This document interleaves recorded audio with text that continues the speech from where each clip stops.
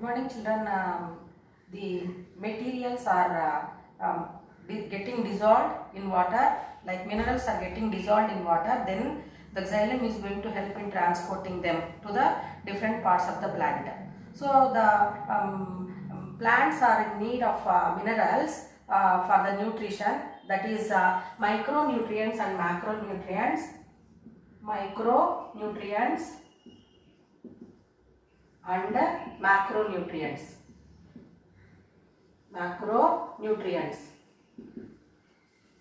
So micronutrients means which are required in lesser quantity, example zinc, molybdenum, iron, etc. They are essential but they are needed in lesser quantity. Macronutrients means they are used by the organisms in larger quantity. For example, you can take nitrogen, potassium, phosphorus, etc. So these nutrients, example, if you take, they are electrically charged. So for example, you can take example NaCl. It is getting dissolved in water. So now NaCl, if we take, it is in electrically charged form, that is Na plus and Cl minus. So in this ionic form only, they are getting dissolved in water. Then the plasma membrane can help in taking that materials through water to the different parts of the plant through xylem tissue. So another example also you can take MgSO4, magnesium sulfate, that is. So it is in the form of ionic form, Mg2 plus and SO4 2 minus. So these are in the form of ions. So these only will be taken up by the plants through plasma membrane when they are getting dissolved. So that is the reason minerals are playing a crucial role in the growth and development of plants. So now till now we completed how xylem is going to help in transporting minerals and which are getting dissolved in water. So now we will discuss about the food whichever is prepared by the plants, how it is going to be transported through phloem tissue. Till now we learned xylem, how it is helping in transporting water and minerals also. Now we learn about the transport of starch or food prepared by the leaves in the process of photosynthesis through phloem tissue. So now about phloem tissue you learnt in 9th class. Phloem tissue contains sieve tubes, sieve cells, parenchyma, companion cells, etc. So out of all these cells, sieve tubes are very much smaller. Sieve tubes are very much smaller, very much smaller than companion cells or parenchyma. So to know or to study how this phloem is going to help in transporting food from the leaves to the different parts of the plant, to study how the food is going to be transported from leaves to the different parts of the plant, biologists studied about biologists have taken the help of aphids.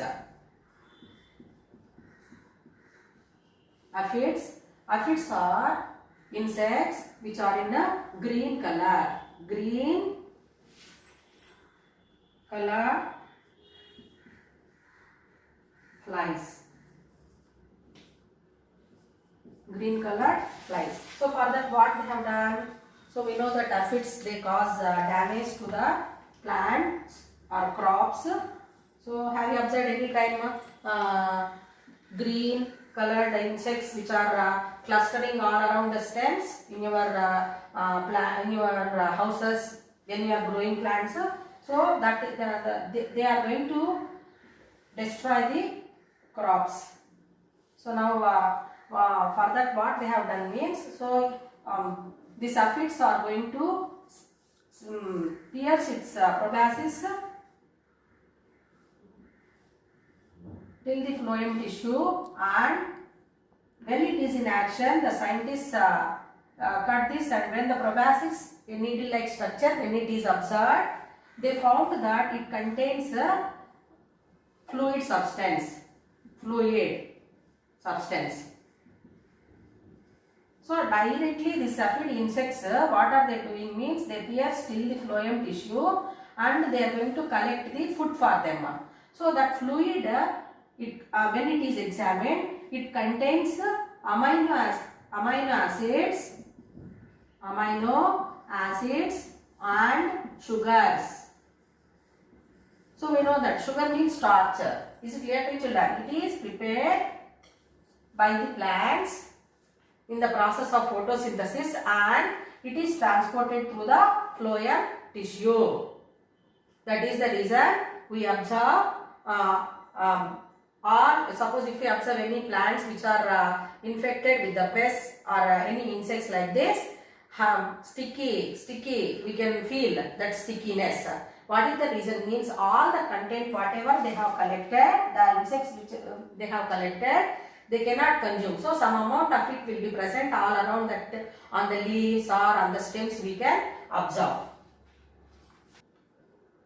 Further illustrations for the transport of sugars through phloem tissue is explained in this activity. So what we have to do means what scientists have done also, which is given in your textbook. So the all tissues, suppose if it is a stem like this, so what they have done, till here it was cut like that, so removing all the tissues till phloem.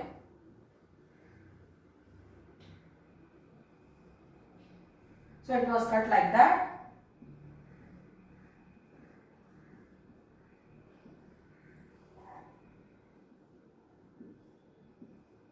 So now here tissues all were removed.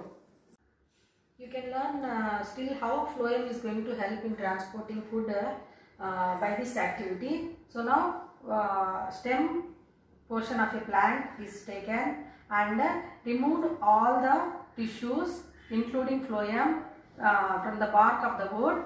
So we have done like that and now we have to leave it as it is. So what we can observe here means the ring above the cut portion of the stem and below the cut portion of the stem we have to observe. So we can see the bulging condition here in the above ring, that is because of accumulation of sugars here. So no change we are going to observe in the bark of the ring whichever is below the ring. So now we can see after few days if it is as it is kept like that, roots also we can observe. So what we are going to learn with that means the phloem tissue whichever is carrying the food, that is starch or glucose, is going to help in the growth and development. Till now we discussed about the transport of materials through xylem and phloem tissues. Xylem helps in transporting water and mineral salts and phloem helps in transporting food materials. So ready-made food is available. So voles, a type of rodents, and rabbits, they are causing great damage to saplings, that is tender plants and old trees by eating all the tissues present in plants. So that results in great economic loss. Great economic loss. Then we can observe in beach areas, casuarina trees are seen. So they are also going to be getting damaged because of great squirrels. So to avoid all that, foresters are going to foresters encourage predators like foxes, badgers, which are going to control the population of rabbits and rodents. So in that way we can prevent the loss caused to the plants. Till now we completed the transport of materials, that is circulatory system in living organisms. So you answer the questions, write keywords with synapses, prepare a flow chart on coagulation of blood, what is the use of platelets, what is root pressure, explain it with an experiment, write the differences between systole and diastole, xylem and phloem, what is hemophilia, what is your inference about experiments with aphids, read all activities from the lesson. Thank you.